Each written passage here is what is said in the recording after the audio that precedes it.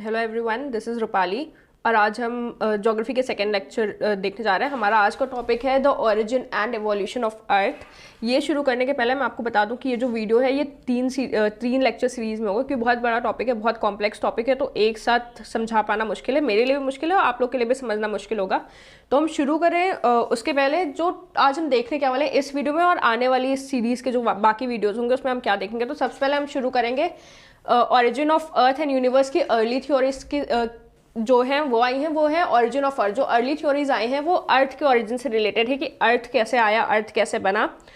जैसे nebula hypothesis आएगी Immanuel Kant की वो, और उसके बाद हम मॉडर्न थ्योरीज पे जाएंगे। मॉडर्न थ्योरीज हैं हमारी जो फोकस करते हैं यूनिवर्स कैसे बना। तो डिफरेंस क्या है, जैसे अर्ली थ्योरीज का मेन फोकस था कि अर्थ कैसे इवॉल्व हुई है, अर्थ कैसे बनी है, लेकिन जो मॉडर्न थ्योरीज आई, जो बाद में साइंटिस्ट हैं, उन्होंने कहा कि आप सीधे अर्थ पे कैसे जा रहे हो। अर्थ तो एक यूनिवर्स का पार्ट है और यूनिवर्स गैलेक्सीज का पार्ट है, तो ये सारी चीज़ें कहाँ से इवॉल्व हुई, कहाँ से बनी, वो जानना सबसे पहले जरूरी है। तो हमारे फर्स्ट वीडियो में हम इन दो चीज़ों पर फोकस करेंगे। नेक्स्ट वीडियो में हम बात करेंगे स्टार फॉर्मेशन और सोलर सिस्टम के बारे में, कि स्टार फॉर्मेशन कैसे हुआ और हमारा जो सोलर सिस्टम है उसमें टेरेस्ट्रियल प्लैनेट्स क्यों हैं, गैशियस प्लैनेट्स क्यों हैं, उनका एक प्रॉपर सीक्वेंस क्यों है और उसी सीक्वेंस में क्यों एस्टेरॉइड बेल्ट्स क्या है, कैसे हैं, ये सारी चीज़ों के बारे में बात करेंगे। उसके बाद हम मून के बारे में बात करेंगे। मून के बारे में क्या बात करेंगे, जैसे अर्थ के पास सिर्फ एक मून क्यों है, मतलब अर्थ के पास सिर्फ एक ही सैटेलाइट क्यों है, बाकी सारे प्लैनेट्स के पास एक्स्ट्रा सैटेलाइट्स क्यों हैं, किसी प्लैनेट के पास कोई सैटेलाइट्स क्यों नहीं है। इन सारी चीज़ों पे भी हम फोकस करेंगे। और उसके बाद हम बात करेंगे इवोल्यूशन ऑफ अर्थ की। Evolution of the earth as in कि जब अर्थ बनी तो सीधे वो ब्लू प्लैनेट तो नहीं बना था, उसमें वो ब्लू प्लैनेट कैसे बना, उसमें कौन सी गैसेस कैसे इवॉल्व हुई और कॉन्टिनेंट्स कैसे इवॉल्व हुई, ये सारी चीज़ें। उसके बाद फिर अर्थ का एटमॉस्फेयर कैसे बना, तो अर्थ का एटमॉस्फेयर कैसे बना, अर्थ में हाइड्रोस्फेयर कैसे बना, मतलब अर्थ में पानी कहाँ से आया, उस चीज़ के बारे में बात करेंगे। और उसके बाद हम अर्थ के लिथोस्फेयर के बारे में बात करेंगे कि जो अर्थ का अभी लिथोस्फेयर जिस पे आप खड़े हैं, जिस धरती पे, वो कैसे इवॉल्व हुई। और इन सारी चीज़ों के बाद बात करने के बाद हम बात करेंगे ऑरिजिन ऑफ लाइफ की, हम कहाँ से आए, कि हम तो आसमान से टपक के नहीं गिरे थे एडम से नीव की तरह। तो ऑरिजिन ऑफ लाइफ अर्थ पे कैसे हुआ, इस पे हम बात करेंगे। तो ये रहेगा हमारा आने वाले 3 वीडियोस का जो प्रारूप है वो ऐसा रहने वाला है। तो शुरू करते हैं अर्ली थ्योरीज से। तो सबसे पहले जो और सबसे इंपॉर्टेंट जो अर्ली थ्योरीज हैं ऑरिजिन ऑफ अर्थ की, वो है नेबुला हाइपोथेसिस, जो कि दी है इमैनुअल कांट ने 1755 में। इमैनुअल कांट जर्मन फिलोसोफर रहे हैं और उन्होंने ये थ्योरी दी है। तो उनके अकॉर्डिंग जो नेबुला हाइपोथेसिस है उसके अकॉर्डिंग ये है कि जो भी प्लैनेट्स बने हैं, जो भी स्टार्स या प्लैनेट्स बने हैं, वो एक नेबुला क्लाउड से बने हैं। मतलब कि एक क्लाउड है जो कि बना हुआ है गैस से और डस्ट पार्टिकल से, जो कि रिवॉल्व कर रहा है। और इसके रिवॉल्व होने की वजह से बीच में एक सन बन जाता है, जो जहाँ पे हायर एनर्जी है, यहाँ पे एनर्जी का कंसंट्रेशन होता है और यहाँ पे एक सन बन जाता है जो कि काफ़ी यूथफुल स्टेज में। ओके, तो ये नया नया बना हुआ सन है जो कि इसके जो नेबुला है, जो क्लाउड है, उसके रिवॉल्व होने से बन रहा है। और इसके ग्रेविटेशनल फोर्स की वजह से बाकी सारे पार्टिकल्स इसके चारों ओर घूम रहे हैं।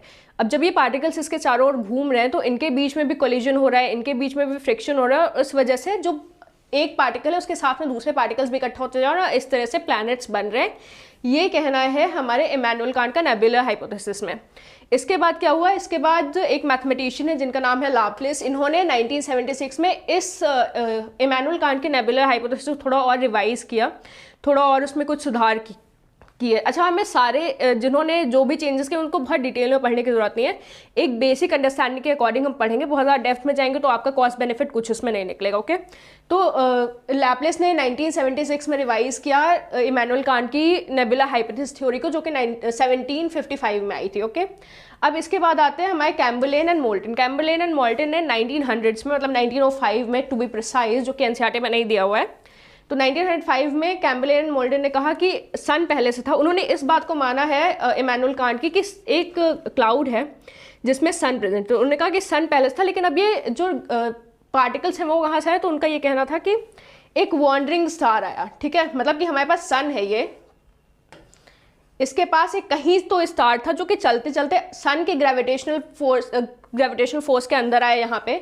तो ये एक स्टार है छोटा सा जो आया, और इस स्टार ने अपने ग्रेविटेशनल पुल की वजह से सन में से थोड़ा सा पार्ट ऐसे निकाल लिया। ओके, तो एक सिगार शेप पार्ट निकल आया सन में से, इस शेप का एक पार्ट निकल आया। ओके, अब ये स्टार के ग्रेविटेशनल पुल की वजह से निकला है, ओके, सन के पार्टिकल में से, सन के अराउंड जो भी मटेरियल रिवॉल्व कर रहा है उसमें से एक पार्टिकल बाहर आ गया और ये इस स्टार के ग्रेविटेशनल पुल की वजह से फिर स्टार चला गया, ओके। अब इस स्टार का रोल सिर्फ इतना है कि इसने उस पार्टिकल को निकाला, उतने उस पार्टिकल को निकाला, ओके। अब ये जो पार्टिकल निकला है वो सन के ग्रेविटेशनल पुल की वजह से सन के चारों ओर घूमने लगा, ओके। अब जब ये सन के चारों ओर घूमने लगा तो इसमें भी कोलिजन होगा, फ्रिक्शन होंगे और ये धीरे धीरे करके फिर इनमें से जो है वो हमारे आज के जो प्लैनेट्स होंगे वो निकलेंगे। ये कहना था हमारे कैम्पबेल एंड मोल्डन का, जिसको हम वॉर्नरी स्टार थ्योरी भी कह सकते हैं और प्लैनेटिज्मल हाइपोथेसिस भी कह सकते हैं।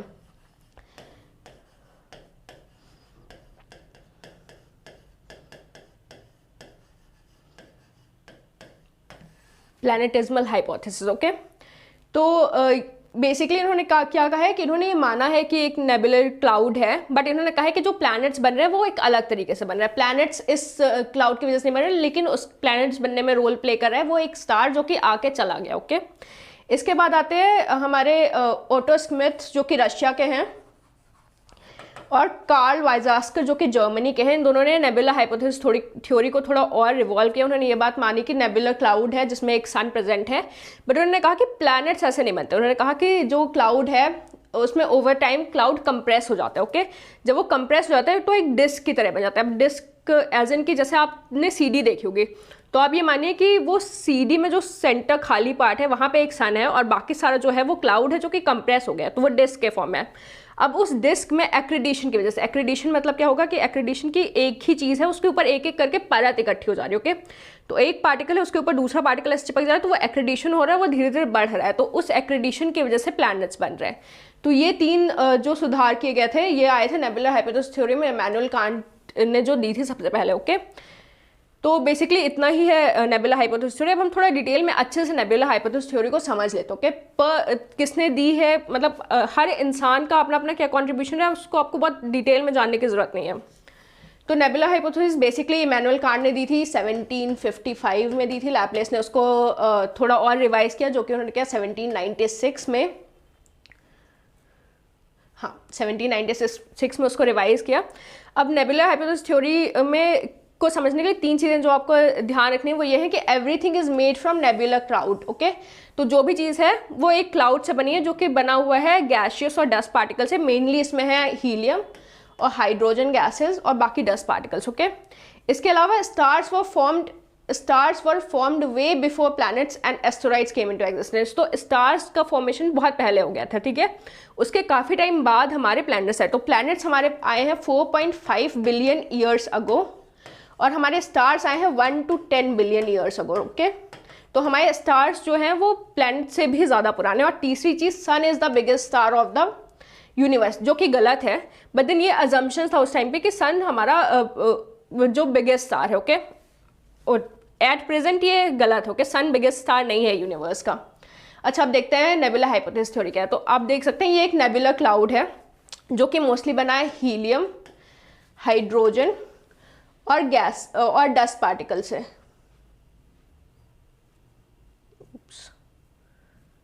और डस्ट पार्टिकल से बना है। तो अब ओवर टाइम ये रिवॉल्व करने लगा, ओके। और ये बहुत तेज़ी से घूम रहा है और इसके बहुत तेज़ी से घूमने की वजह से क्या होता है कि हीलियम और हाइड्रोजन के जो पार्टिकल्स हैं वो बीच में आ जाते हैं सेंटर में। और जब हीलियम और हाइड्रोजन के पार्टिकल सेंटर में जाते हैं और रिवॉल्व हो रहा है तो इन दोनों के बीच में कोलिजन होता है। जब कोलिजन होगा तो फ्यूजन होगा और फ्यूजन रिएक्शन होगा, ओके। और फ्यूजन रिएक्शन की वजह से बहुत सारी एनर्जी जनरेट होगी, ओके। जब भी दो के बीच में फ्यूजन होता है तो बहुत सारी एनर्जी जनरेट होता है और उस एनर्जी जब जनरेट होगी तो उससे बनेगा हमारा सन। यहाँ पे हमारा सन है, सन का फॉर्मेशन इस वजह से होगा क्योंकि हाइड्रोजन हीलियम एटम्स के बीच में फ्यूजन हो रहा है, उसकी वजह से बहुत सारी एनर्जी जनरेट हो रही है, ओके। तो अब देखिए हाइड्रोजन और हीलियम जो एटम्स हैं वो लो डेंसिटी एटम्स है, ओके। तो ये सेंटर में आ गया तो बहुत जाहिर सी बात है कि अगर लो डेंसिटी वाले जो मैटर है वो सेंटर में आ रहा है तो हायर डेंसिटी वाले मैटर्स और बाहर सेंटर से दूर होते जाएंगे, ठीक है। जैसे कार्बन है, ऑक्सीजन है, नाइट्रोजन है हमारा और सिलिकॉन है, ये सारी चीज़ें सेंटर से दूर होते जाएंगे। और ये जो एटम्स होंगे वो दूर सेंटर से होने के साथ साथ में अपने अपने यहाँ पे छोटे छोटे से नेबुलर क्लाउड्स बनाएंगे, ओके। और इन नेबुलर क्लाउड्स में फ्रिक्शन होगा, रोटेशन, ये लगातार घूम रहे हैं, ओके। ये रुका नहीं है, ये लगातार घूमते जा रहे हैं सारे। और इसमें घूमने की वजह से इनके बीच में भी फ्रिक्शन और कोलिजन हो रहा है, ओके।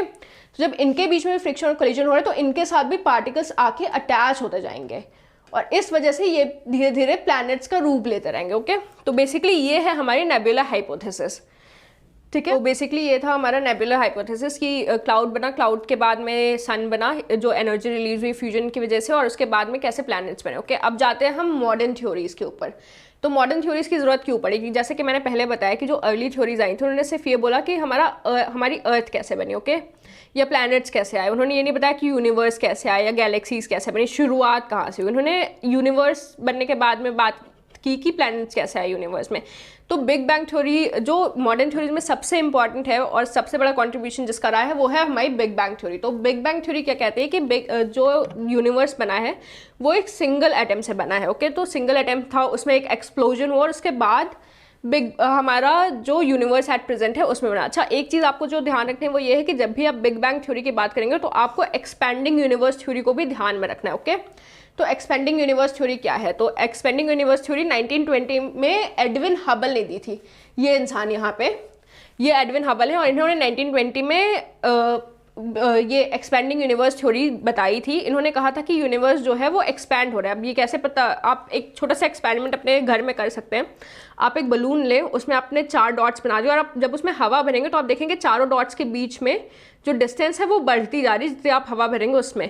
अच्छा, एक और चीज़ जो होती है उसमें ये होती है कि जो डॉट्स होते हैं वो भी बड़ी होती जा रहे हैं। तो एडविन हबल का कहना है कि जो डिस्टेंस है गैलेक्सीज के बीच में वो बढ़ रहा है लेकिन गैलेक्सीज अपने आप में नहीं बड़ी हो रही हैं। ओके, तो फॉर एग्जाम्पल अर्थ नहीं बढ़ रही है, अर्थ उतनी की उतनी है, इंडिया का साइज़ नहीं बढ़ रहा है, लेकिन जो अर्थ की गैलेक्सी, जो मिल्की वे गैलेक्सी, वो दूसरी गैलेक्सीज के बीच में दूर होती जा रही है उससे। ठीक है, तो ये चीज़ हमें बिग बैंग थ्योरी पढ़ने के टाइम पे ध्यान में रखनी है कि big bang theory mainly universe जो है एक्सपैंड हो रहे हैं। आप यहाँ पे भी देख सकते हैं कि ये एक सिंगुलर एटम है, ये एक्सप्लोजन हुआ और ये यहाँ पे देखिए ये गैलेक्सीज हैं अलग अलग। ओके, तो इन सारी गैलेक्सीज के बीच में जो डिस्टेंस है वो ओवर टाइम बढ़ता जा रहा है। तो ये बेसिकली एडविन हबल का कहना है। एडविन हबल की एक और बात आपको याद रखनी है कि जो नासा का हबल टेलीस्कोप है वो भी इनके नाम पे रखा गया है। जो नासा ने 1990s में छोड़ा था स्पेस में टेलीस्कोप, वो इनके नाम पे रखा गया, वो शायद आज भी काम कर रहा है। ओके, तो यही है कि the distance between the galaxies are found to be increasing and therefore universe is considered to be expand. Okay, तो डिस्टेंस जो गैलेक्सीज के बीच का डिस्टेंस है वो बढ़ रहा है और इसलिए यूनिवर्स भी एक्सपैंड हो रहा है। साइंटिस्ट बिलीव दैट दो the space between the galaxies is increasing, observations do not support the expansion of galaxies. Galaxies नहीं बड़ी हो रही है, सिर्फ गैलेक्सीज के बीच का डिस्टेंस जो है वो बढ़ रहा है। ओके, तो ये बात आपको एकदम अच्छे से याद रखने की जरूरत है। ओके, इसमें कोई कंफ्यूजन नहीं होना चाहिए। नेक्स्ट हम देखते हैं कि अच्छा big bang theory, Edwin Hubble ने बिग बैंग थ्योरी दी थी। बिग बैंग थ्योरी किसने दी थी? बिग बैंग थ्योरी दी थी हमारे जॉर्ज लेमेटियर ने। 1920 में ही बिग बैंग थ्योरी भी आई थी, ये इंसान। और इन्होंने बताया कि अच्छा ये इंसान थे कौन? तो ये एक बेल्जियन कैथोलिक प्रिस्ट भी थे, एस्ट्रोनॉमर भी थे, मैथमेटिशियन भी थे और फिजिक्स से प्रोफेसर भी थे। बेसिकली एक इंसान जो बहुत कुछ था, तो उन्होंने ये थ्योरी दी थी। अब इसमें जो 2 बातें वो आपको ध्यान में रखें कि बिग बैंग थ्योरी है क्या। तो 2 स्टेजेस हैं। एक टाइनी बॉल से बिग बैंग थ्योरी शुरू हुई, मतलब कि जो यूनिवर्स है वो एक छोटी सी डॉट या छोटी सी बॉल से शुरू है जो कि एक सिंगुलर एटम है। ओके, और ये बाद में एक्सप्लोड होता है। तो बिग बैंग थ्योरी के पीछे का मकसद क्या है?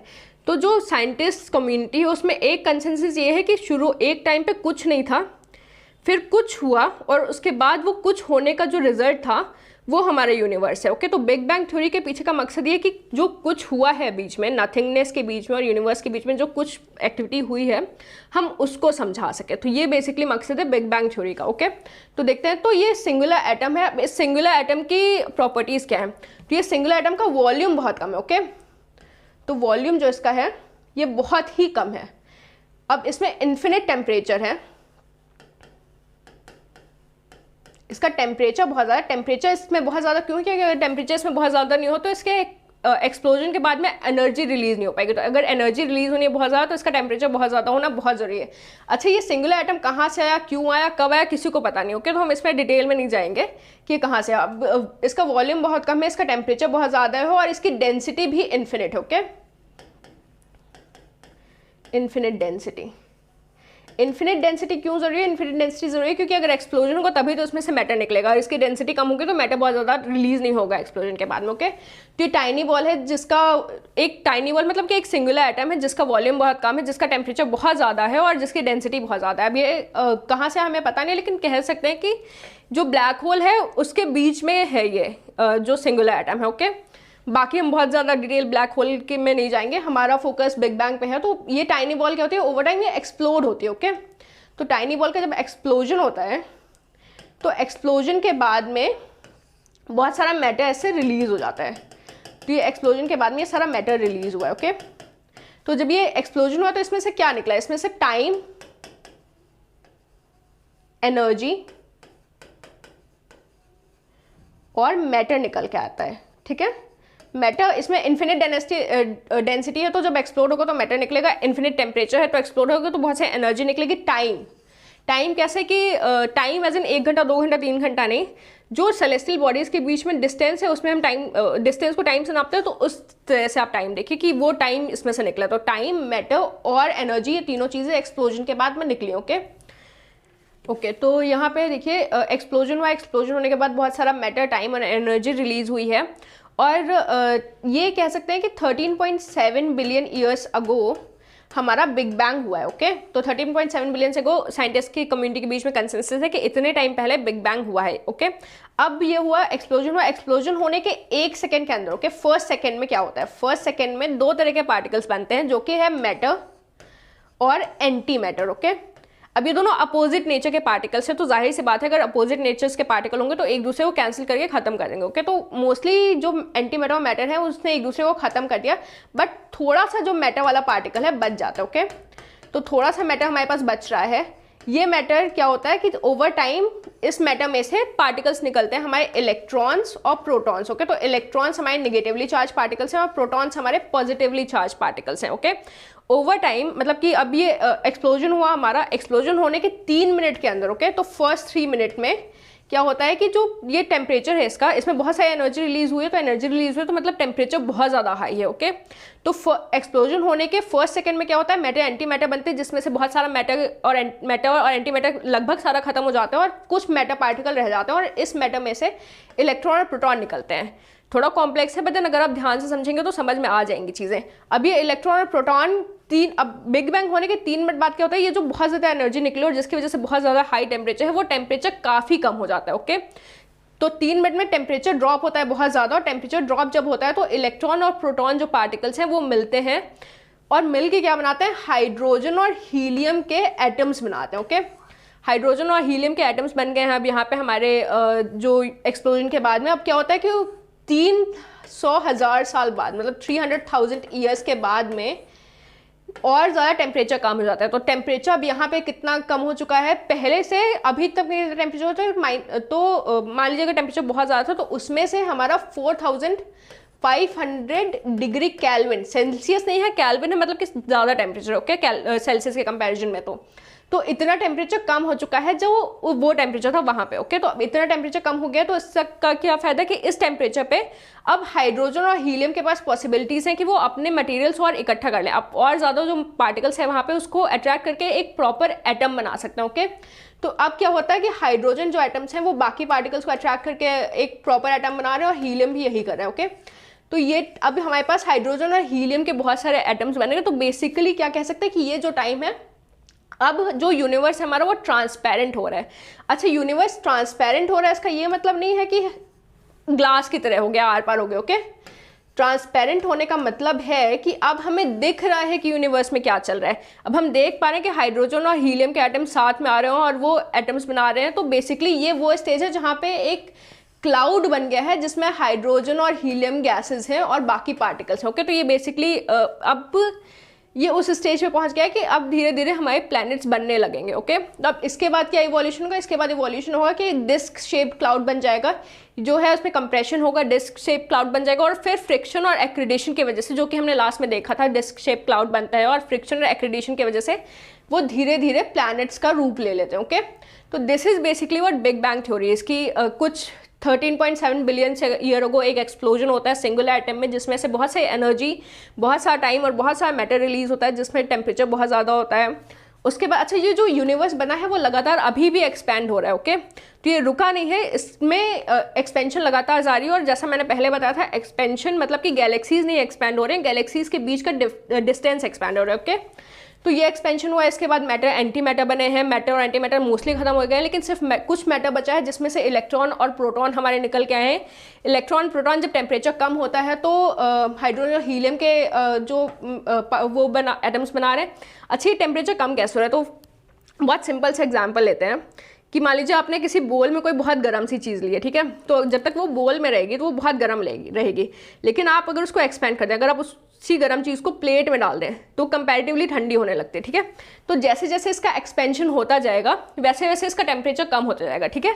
तो जब टेम्परेचर इतना कम हो जाएगा कि हाइड्रोजन और हीलियम के एटम्स साथ में आके अपने एटम्स बना सकते हैं, तो उस स्टेज पर हम कहेंगे कि यूनिवर्स ट्रांसपेरेंट हो। अब यूनिवर्स में क्या हो रहा है वो हमें समझ में आ रहा है, ओके। तो इतना ही है बिग बैंग, इसमें ज़्यादा डेप्थ में जाने की जरूरत नहीं, क्योंकि आप जितना डेप्थ में जाएंगे उतना कन्फ्यूजन क्रिएट होगा, ठीक है।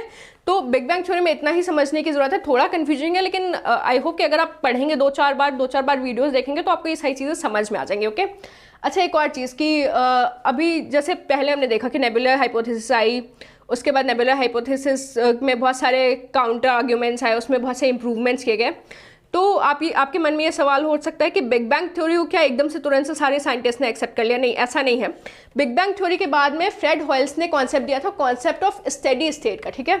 तो बेसिकली उन्होंने क्या किया कि जैसे हमने एक्सपेंडिंग यूनिवर्स थ्योरी में पढ़ा था कि यूनिवर्स एक्सपैंड हो रहा है, गैलेक्सीज के बीच का डिस्टेंस बढ़ रहा है। फ्रेड हॉयलैंड ने कहा कि यूनिवर्स इज रफली the same at any point of time, ठीक है। तो उन्होंने कहा कि यूनिवर्स बिल्कुल सेम है, उसमें कोई चीज़ नहीं हो रहा है और उसमें कोई एक्सपेंशन नहीं हो रहा है, ओके। तो बेसिकली यहाँ पे आप देखिए, ये हमारी जो फर्स्ट वाला डायग्राम है ऊपर वाला, ये है हमारा एक्सपेंशन ऑफ यूनिवर्स वाली थ्योरी, ठीक है। तो ये यूनिवर्स है शुरू में, इसके बाद क्या होता है, ये जो डॉट्स हैं ये आपकी गैलेक्सीज हैं फॉर एग्जांपल, ठीक है। तो ये गैलेक्सीज के बीच की डिस्टेंस बढ़ रही है, ठीक है। और यहाँ पे देखिए, यहाँ पे और ज़्यादा डिस्टेंस बढ़ गया, लेकिन गैलेक्सीज उतनी ही है, ठीक है, गैलेक्सीज नहीं बढ़ी हैं। तो ये है हमारा एक्सपेंशन ऑफ यूनिवर्स। फ्रेड हॉयल्स का क्या कहना है? फ्रेड हॉयल्स का कहना है कि आप ये देखिए, यहाँ पे गैलेक्सीज हैं, ठीक है, यहाँ पे भी गैलेक्सीज हैं, तो गैलेक्सीज बढ़ रही हैं, गैलेक्सीज के बीच का डिस्टेंस नहीं बढ़ रहा है। तो density of the matter same है, डेंसिटी इंक्रीज नहीं हो रही। यहाँ पे आप देखिए डेंसिटी डिक्रीज हो रही है, ठीक है।